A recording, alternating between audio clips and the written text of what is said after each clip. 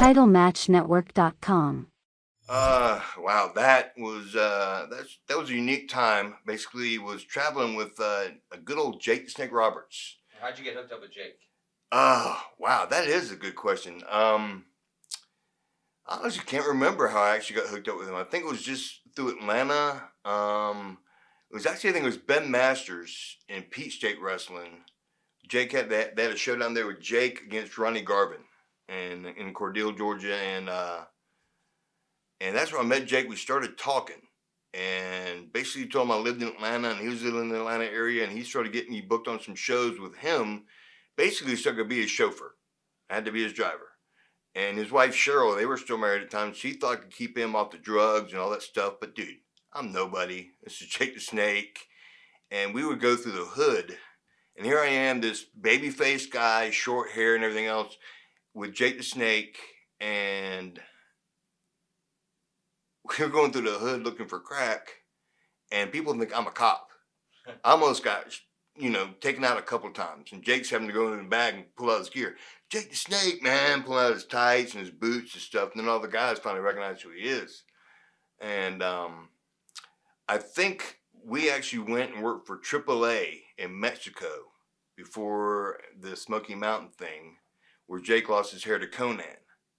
Jim Cornette's one of the few guys who will tell you this story because it got off pretty strong with Jim. I saw him back in August at the NWA Legends event, and the one story that Cornette always remembers is the fact that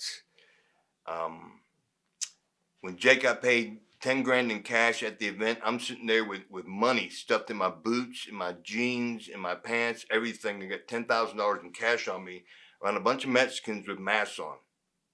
I could have got robbed in a heartbeat if they knew I had the cash on me, I'm sure. But I was Jake's supposedly good luck angel on that one. I got him out of the country with the cash. He had me out with a little bit of pot. He had his party in Vegas with a bunch of strippers and everything. And that was my introduction to that. And he was the one who actually brought me in to Cornette. And he brought me in the tape, and I drove in with him. And he told Cornette that I could do the 450 splash like Too Cold could do. Right. And I couldn't do that. But that's how he kind of got me in. And then I had a match with Chris Candido. And I had known Candido at some indie shows I'd met him before. And me and Chris had one hell of a match. It was like maybe 5 minutes, but we just tore it down. I mean, Chris just made me look like a superstar.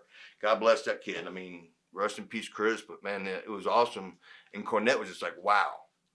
And so basically the next thing I know, I'm the beat the champ, beat the TV champion thing, the beat the champ thing. I had that for like 2 weeks. And basically did that just to put it on Ole Anderson's kid, Brian, because they were trying to make him, something. 3-4 months. It wasn't a long run with Jake. Was it just through the Smoky Mountain region? It was through the Smoky Mountain thing, and then basically it was up until around Thanksgiving of '94, where we worked a show in Warner Robins, is where I met Jerry Lawler.